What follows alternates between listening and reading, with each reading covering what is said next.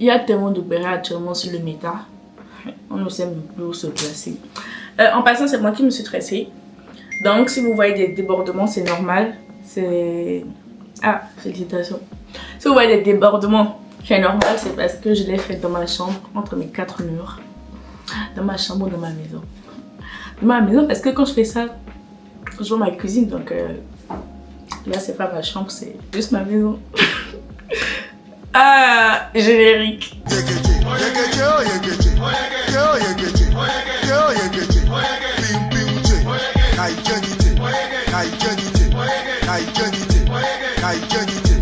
Aujourd'hui, on se retrouve pour une nouvelle vidéo dans laquelle je vais donner mon avis sur certains sujets. Voilà, je vais débiter jusqu'à... J'ai noté certains sujets sur mon téléphone, les autres, je pense que ça va venir. L'inspiration viendra après, bien après, pendant que je serai en train de parler d'autres sujets.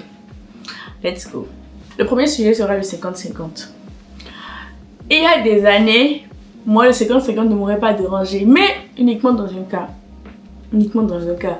Le cas où tu vis chez toi, je vis chez moi, on se retrouve, on mange, chacun paye sa part. Moi, c'est quelque chose qui m'aurait pas dérangé il y a des années. Et je pense, même aujourd'hui, c'est pas quelque chose qui pourrait me déranger. Si tu insistes pour que je paye ma part, là, il y a un problème. Mais si je décide de payer ma part, c'est mon choix, quoi. Mais aujourd'hui, il n'y a plus de 50-50. Mais comme je le dis, tu vis chez toi, je vis chez moi, on se retrouve. Je peux avoir envie de payer ma part. Parce que toi et moi, on n'est pas encore dans quelque chose où je suis ta responsabilité. Je ne suis pas une pick-me. Ne venez pas attaquer ma veste. Je ne suis pas une pick-me. C'est juste que... Bah, je fais ce que je veux. Si j'ai envie de payer ma part, je paye ma part. Si vous n'avez pas envie de payer votre part, c'est it's up to you. C'est chacun fait ce qu'il veut. Aujourd'hui, ou en grandissant, je me suis rendu compte que la femme aura toujours plus à donner. Donc, 50-50 dans un mariage. Oublions même mariage. À partir du moment où vous habitez ensemble. Il y a des gens qui attendent des fiançailles pour habiter ensemble. Il y a des gens qui n'attendent pas parce qu'on découvre certains défauts qui ne rentrent pas dans le mariage pendant qu'on habite ensemble. So, à partir du moment où vous vivez ensemble, avant ou après le mariage, il n'y a plus de 50-50. En fait, le 50-50 ne peut plus faire partir de votre vocabulaire. Je ne sais pas si vous comprenez ce que je veux dire. Parlez des charges de demain avec vos partenaires actuels. Ne vous contentez pas de lover, ne vous contentez pas de voyager, non, ne vous contentez pas de vivre l'instant présent. Parlez des sujets qui fâchent, parlez d'argent, parlez des tâches ménagères, parlez des enfants. Qui va s'occuper des enfants? Est-ce que vous allez vous occuper des enfants à plein temps? Et ouais, ça c'est un autre sujet. Mais parlez vraiment des sujets importants avec vos partenaires actuels. Du coup, je disais, 50-50 ne peut pas exister, sachant que la femme fera toujours plus. Surtout s'il y a des enfants impliqués. Je suis tombée sur une vidéo, un short film. C'est un film, mais c'était comme un court-métrage. Voilà, c'était comme un court-métrage où l'homme, il voulait le 50-50 avec sa femme. Elle a accepté. Donc, elle faisait la cuisine que pour elle. Elle ne nettoyait pas derrière lui. Enfin, 50-50 quand tu veux, non? Sauf que lui se plaignait. Il vient la trouver en train de manger et lui demande où est son repas à lui. Mais attends. Vous voulez 50-50 dont les seules charges que vous avez depuis la nuit des temps, même si ce n'est pas normal, parce que ce n'est pas normal que l'homme n'apporte que de l'argent et ne participe pas activement à la vie de son foyer. Mais bon, toi, tu partages cette charge-là et tu veux encore être traité comme un roi. Tu veux qu'elle te fasse à manger, qu'elle nettoie derrière toi. Enfin, tu veux les privilèges d'un homme qui est une femme au foyer. Voilà. Parce que si c'est pas une femme au foyer, c'est pas normal qu'une femme travaille au même titre que son homme et qu'elle rentre le soir et qu'elle fasse à manger. Là, c'est pas normal. Ça, c'est pas normal. De toute façon, moi, je suis trop paresseuse pour ça. Celles qui veulent le faire, it's up to you. Franchement, il y a des femmes qui prennent plaisir à le faire. Moi, je vous admire. Moi, je ne peux pas rentrer d'une journée de travail et venir cuisiner pour 2 bouches. C'est pas possible. Aïe. Donc, je ne peux même pas préparer coquillette, quoi. On va me regarder en mode, pourquoi? Oh, tonton, tu vas rentrer dans la cuisine là-dedans. Tonton, tu vas rentrer dans la cuisine là-dedans. Non. Il y a des choses, je ne peux pas. Sortez avec des gars qui savent cuisiner. Anyway, dans le même short film, la femme a rapporté une mère porteuse. Le gars qui lui demande, mais... Bon, le mari qui lui demande, mais... Pourquoi tu la ramènes? Elle qui lui dit, mais tu as dit que tu veux des enfants, non? Donc, je l'ai ramenée pour qu'elle garde notre enfant. On va la payer. Tu donnes 50, tu donnes 50. On la paye et elle porte notre enfant. Le gars se fâche. En fait, j'avais jamais pensé à ça. En fait, c'est quelque chose à laquelle j'avais jamais pensé dans un cas de figure de 50-50. Mais là, je me suis dit, mais attends. Mais celle, elle est smart. Parce que son mari était très culotté. Il voulait qu'elle subisse la douleur de la grossesse. Parce que oui, c'est douloureux. Ne venez pas me... Quelqu'un se retient. La douleur de la grossesse tout en partageant les charges de la maison avec lui. Ça, c'est pas sorcier, ça. Ah, zénéal. Parce que j'ai trouvé ça tellement smart. C'est quelque chose à laquelle je n'avais jamais pensé. Ah non, ça, je le note. Ça, je le note parce que... Waouh! Donc, pour moi, le 50-50 ne peut pas exister à partir du moment où vous habitez ensemble. Parce que la femme fera toujours plus. Inconsciemment. Elle peut se dire, oh, non, ma chérie, tu vas toujours faire plus. Et ça ne te dérange pas? Ok. Mais ne me dis pas que quand tu seras enceinte, tu vas encore faire 50-50. Vous allez partager les nausées là. Vous allez partager les pertes de mémoire là. Vous allez... J'espère que vous allez partager les contractions là. Hein. Deuxième sujet. Aider la famille en Afrique. Je ne compte pas prendre ça avec des pincettes. Hein. Moi, s'il y a des membres de ma famille qui passent par là, hein, et qui se disent que c'est le moment de me passer, retour à l'envoyeur. Retour à l'envoyeur. Cause l'homme ne va pas trimer, manquer de sommeil, suer, ou quoi d'autre. Avoir des courbatures pour que vous puissiez construire vos villas là-bas. Pour moi, c'est quelque chose qui est... Mais c'est trop rédhibitoire. Comment vous pouvez exiger de vos parents à l'extérieur de vous aider? Et quand je dis parents, je ne parle pas de fils, filles. Moi, je parle des neveux, des nièces, des cousins, mais ils n'ont aucune obligation envers vous. En fait, vous n'êtes tellement pas dans l'équation. Ils n'ont aucune obligation envers vous. Un neveu qui veut aider sa tante, c'est parce qu'il a décidé, pas parce que cette tante-là lui met une certaine pression. Ah mon fils, ah mon... Ah, non, tonti, tu te calmes. Tu te calmes et tu vas te chercher. Tonti ne vient pas nous fatiguer. Quand ton neveu a les courbatures ici, là, tu n'es pas là. Quand ton neveu dort à 4 heures pour se lever à 7 heures, tu n'es pas là. En fait, tonti, tu n'as rien à dire. Ou tonton, c'est surtout les tontons là. Moi, j'ai la chance. Moi, mes tontons, bon, ma famille côté paternelle, je les connais pas trop. Je connais leur prénom. Je me rappelle du visage de certains parce qu'ils ont le visage de mon papa. Ils se ressemblent. Donc, si je les vois de la rue, je vais les reconnaître parce qu'ils se ressemblent. Leur nom aussi. Mais je ne suis pas proche d'eux. Ma famille maternelle, par contre, je les connais. J'ai grandi avec eux. Heureusement, ils ont l'argent. Non, mes oncles ont un peu. C'est du côté des femmes. Ça n'a pas trop marché dans la famille. Franchement, je ne sais pas. Je ne sais pas ce qu'elles ont fait au bon Dieu. Je dis ce qu'elles ont fait au bon Dieu parce que je ne vais pas accepter cette malédiction-là dans ma vie. I rebuke this. In the name of Jesus. Jesus. Yes. Yes. Jesus. Anglophone en fait. Je suis bilingual. Anyway. Donc, mes oncles, je sais que je n'ai rien à craindre de ce côté-là. Si un de mes oncles vient me voir, c'est que vraiment c'est chaud. Et encore, je ne pense pas. Parce qu'ils savent que je suis un enfant, j'ai quel âge? J'ai quel âge? Moi, je vais à l'école, hein.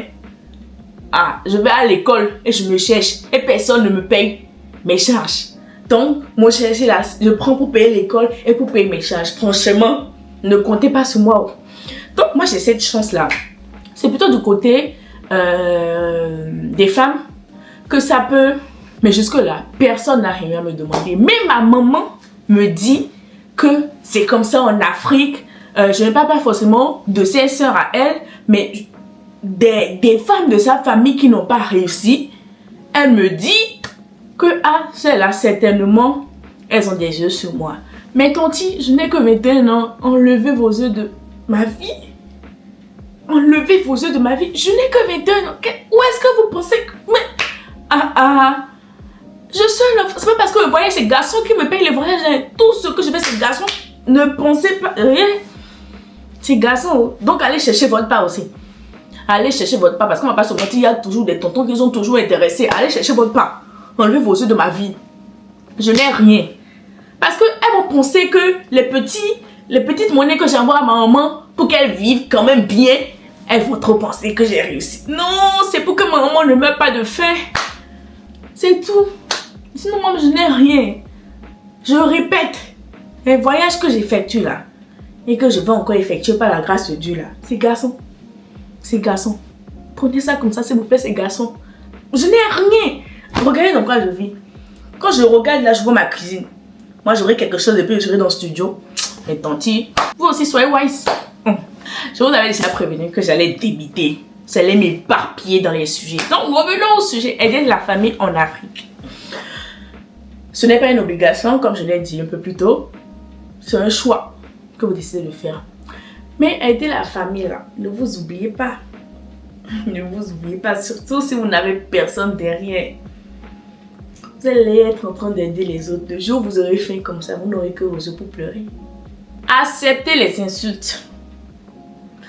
Acceptez-les. Oh non, tu es ingrate. Acceptez-les. Cette petite impolie. Acceptez toutes les insultes du monde, toutes les injures là. Acceptez. C'est mieux que de vous retrouver dans les problèmes ici. Parce que quand vous allez vous retrouver dans les problèmes ici, vous n'aurez personne. Personne. Et il y a des aides. L'enfant de ton oncle a été renvoyé de l'école parce qu'on n'a pas payé sa scolarité. En quoi ça me regarde? Non. En quoi ça me regarde? Si l'enfant de tel oncle a été renvoyé de l'école parce qu'on n'a pas payé scolarité, que c'est mon enfant. Dites-moi que c'est mon enfant. Pourquoi vous venez me dire? Je m'en fous. C'est mon enfant. Ok, de faire quoi? Vous pensez trop que ici c'est l'Eldorado. De faire quoi? L'enfant n'a qu'à apprendre un métier. On souffre tous. Comment? Aïe. Moi je paye scolarité de mon petit frère parce que j'ai choisi. Je lui ai pris 10 ans. 10 ans. J'ai décidé de prendre ses études en charge. Et tant que Dieu me donnera les moyens, je vais le faire jusqu'à ce qu'il devienne quelque chose. Jusqu'à ce qu'il puisse se prendre en charge. Mais si en grandissant, il commence à me manquer de respect, à me chaucher, je vais le laisser. Parce que c'est pas mon enfant. Dire comme ça, c'est méchant. Mais si en grandissant, il commence à me manquer de respect, je commence à remarquer des signes d'ingratitude, je vais te laisser. Hein. Ce que tu vas devenir demain, c'est ton problème. Et ma maman ne pourra rien dire. Oui, ma maman ne pourra rien dire parce que l'ingratitude, je ne peux pas accepter. Franchement, l'ingratitude, je ne peux pas accepter. Ah, si mon papa aussi c'est comme ça, c'est que il me voit comme ça. Il se dit que je suis ingrate. Papa, je ne suis pas ingrate. Hein. Rapounet, je ne suis pas ingrate. Hein. Est-ce que mon papa peut dire que je suis ingrate? Hey! Mais non, papa. Je ne suis pas ingrate. Parents, ne poussez pas vos enfants à bout, ou bien. Mais enfants, respecte ton père et ta mère. Non. Si je vous raconte ce que mon papa fait, là, il me donne raison anyway. Mais le papa n'est là pour être que c'est ingrate. Papa, tu sais que je ne suis pas ingrate. Mais oui, attendez, je ne suis pas ingrate. C'était son devoir. Ah oui. C'est bon. Je ne suis pas ingrate, c'était juste son devoir. S'il ne prenait pas soin de moi, qui devait prendre soin de moi? Qui? Non, je ne suis pas ingrate. C'était son devoir, mais je suis quand même reconnaissante. Parce que grâce à lui, j'ai pas eu le temps d'envier les enfants de quelqu'un d'autre dehors. Tellement je n'ai manqué de rien. Si c'est l'amour financier, là, on a eu. Hein. L'amour financier, mon papa m'a donné. Mais amour, non. Tu vas vouloir parler avec ton papa, il te regarde comme... tu dis un truc simple, il mélange la chose. Ce qui fait que la prochaine fois, même la chose la plus banale, tu n'as plus envie de lui dire. Parce que, il va trouver le moyen de... Anyway, this is my mind about this topic. Qu'est-ce que l'anglais a fait? Bilingual. Prochain sujet, l'avortement. Il y a des années en arrière, j'étais contre l'avortement. Je ne voulais même pas rentrer dans mon débat. La seule raison pour laquelle je pouvais accepter l'avortement, c'était si la vie de ton enfant ou la tienne était en danger. Si tu portais la grossesse jusqu'à terme. Aujourd'hui, si tu n'as pas l'argent et que tu tombes enceinte et que tu vas avorter, vas-y. Oui. J'ai toujours été contre. Pourquoi? À cause de la religion. Je vais ouvrir une petite parenthèse concernant la religion. Moi, je ne vais pas mentir, la religion m'a empêché de faire beaucoup de choses, de commettre beaucoup d'actes, parce que c'était un péché. Sauf que, aujourd'hui, je suis en mode. Mentir là, c'est pas péché, et pourtant je mens. Ah, laisse tomber. Et pourtant je mens. Mentir là n'est pas un péché.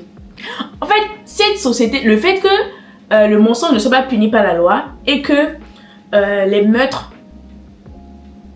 soient punis, nous fait croire que c'est la même chose dans l'affaire de religion. Là. Sauf que il n'y a pas un péché qui est pire que l'autre. Il n'y a pas ça dans les péchés, les deux c'est comme ça. Donc toi qui tue et toi qui mens, vous êtes au même niveau. Là-bas là. Parce que dans ces commandements, il n'y a pas... Tout est même chose. Parce que moi, c'était que le niveau religieux qui me portait. Sauf que quand je me rends compte que quelqu'un qui avorte et moi qui mens, on est même chose devant Dieu. Ma chérie avorte. Si tu n'as pas d'argent pour t'occuper de l'enfant. Oui. Oui. Ma chérie avorte si tu n'es pas prête pour t'occuper de cet enfant-là. Parce que tu peux avoir l'argent et ne pas être prête. Ah oui. Parce que c'est pas l'argent qui fera que tu vas pas te réveiller la nuit quand l'enfant va pleurer. Quand l'étranger va pleurer. Et je dis l'étranger. Quand est-ce que moi je vais faire un enfant? Je ne sais pas.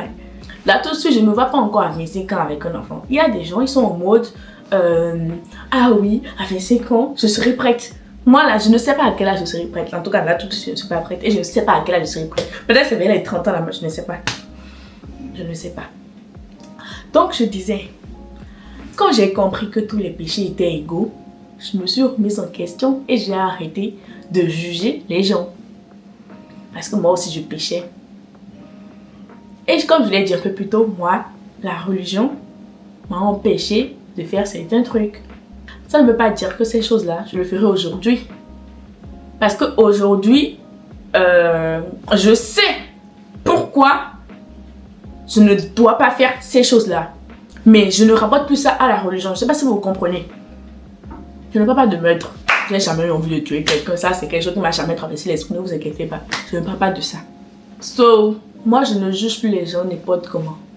Ah oui. Parce que je suis dans une grande remise en question concernant la religion là tout de suite. Je me pose beaucoup de questions. Hein. Nos ancêtres qui ne connaissaient pas Dieu, parce que ce sont les colons qui ont rapporté le christianisme chez nous, nos ancêtres, ça veut dire qu'ils sont tous en enfer? Même ceux qui commettaient de bonnes actions, ils sont en enfer, c'est ça? Je ne pense pas.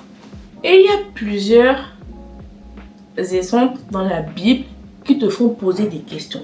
Mais en même temps, comme on sait que ce sont les hommes qui ont écrit la Bible, on sait qu'ils ont pu façonner certains dires à leur manière. Mais quels sont les dires là en question qu'ils ont façonnés? Quels sont les dires là en question qu'ils n'ont pas façonnés? Ça, on ne sait pas. C'est pas écrit entre parenthèses, interprété par moi. On ne sait pas. Ils ont interprété les choses à leur manière et nous, on a pris ça et on vit avec. Et aujourd'hui, il y a des péchés qui sont excusés avec des paroles de la Bible. Je ne veux pas entendre les musulmans me dire que c'est pour ça, c'est leur religion qui est la meilleure. Non. Vous aussi, vous excusez certains péchés avec les passages du Coran. C'est la même chose partout. Bâche. Franchement, chacun n'a qu'à se remettre en question par rapport à sa religion. Je me suis remise en question par rapport à ma religion, mais j'ai anticipé parce que c'est le genre de commentaires que vous aimez laisser en bas des vidéos des gens là. Des gens qui viennent poser des questions par rapport à la Bible. Vous aimez bien dire, vous aimez bien ça. Dernier sujet, les amitiés. Moi, j'ai des amis qui sont aujourd'hui mes sœurs. Je ne les compte plus parmi mes amis.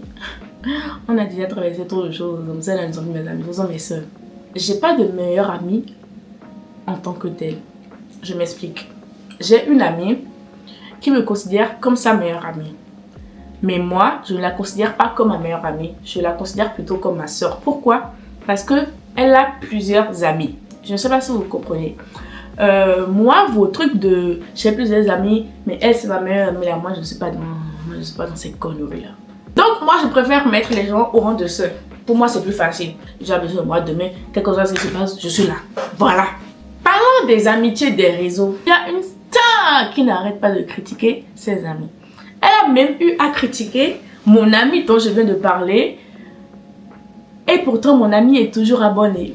Moi, je m'étais déjà désabonné de cette personne-là. Dans un autre contexte, je retirais mes abonnements, je retirais les personnes qui n'interagissaient plus avec mes contenus, alors que moi, je continuais d'interagir avec leur contenu. Sachant qu'ils regardaient mes stories. Ça veut dire que quand je faisais un post et que je republiais de ma story, ils voyaient, mais ils n'interagissaient pas. Donc, moi, je me suis dit, ça sert à quoi? Enfin, c'est pas méchant. Je te vois dans la rue, on parle. Si on doit parler, on va parler, il n'y a pas de problème. Mais juste, ça ne me sert à rien de t'avoir sur mes réseaux. Donc, j'avais retiré cette personne-là. Et quelques jours après, je me suis rendu compte que cette personne m'a bloqué. Il n'y a pas de problème. Quand je m'en suis rendu compte, elle avait fait un post en partenariat avec une autre personne que je suis. Donc quand j'ai vu la vidéo avec le nom de cette personne, je me suis dit c'est bizarre. Ce sont nos posts mais sont en partenariat avec eux. Donc je clique, je ne vois plus le nom. Je vais sur le profil, je ne vois plus le nom. Tiens, la personne m'a bloqué. Ça t'a piqué? C'est bizarre, pourquoi ça va te piquer? En fait, pour moi c'est pas normal que ça te pique. Genre, pour moi, sincèrement, c'est pas normal que ça te pique. Like, vous voyez mes stories, vous n'interagissez plus, je vous retire, c'est tout. Vous vous rendez compte maintenant que vous me bloquez, hein, ça fait mal. Dis-moi comment vous vous êtes rendu compte? Vous êtes allé chercher mon nom, c'est ça? Comment vous vous êtes rendu compte? Non mais moi ça m'a fait bizarre, donc pourquoi? Anyway, donc cette personne-là a mal parlé de ma copine et pourtant elle ne s'est pas désabonnée. Elle a même parlé mal de celle avec qui elle avait fait le post en collaboration. Elle a même parlé mal de celle avec qui elle avait fait le post en collaboration. Les amitiés des réseaux. Franchement, celle-là, je ne sais pas pourquoi elle fait ça. Et pourtant, elle a tout pour elle. Elle est belle, elle est aisée. Franchement, elle a tout pour elle. Mais je ne comprends pas pourquoi elle ressent le besoin de critiquer les gens. Elle ressent le besoin de descendre les gens. Franchement, pour moi, j'ai aucune explication. J'ai aucune explication. Donc, j'arrive pas à me dire que c'est de la jalousie. Cause why? Mais chérie, tu as tout pour toi. Et ça se voit que c'est quelqu'un qui a confiance en elle. À moins qu'elle fait semblant. Parce que, ma chérie, tu es trop belle pour critiquer tes amis. Et encore, pas que ses amis, jusqu'aux membres de sa famille. Ah, il y a des gens, faites peur.